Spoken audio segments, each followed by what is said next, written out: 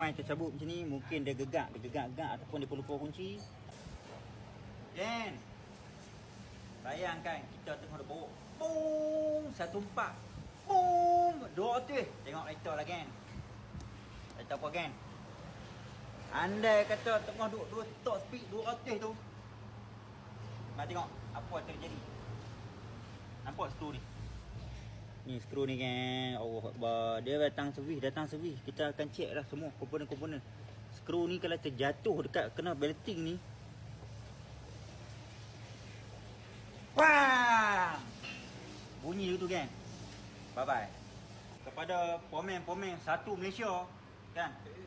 Walaupun dia main servis ni hitam kat kita, pastikan mata tu biar tengok semua komponen-komponen. Tak mau yang terjadi. Kalau dia jadi atas highway susah. Okey? Kan. Boleh nampak kan?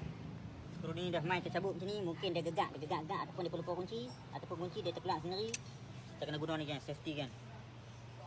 Safety. Gam.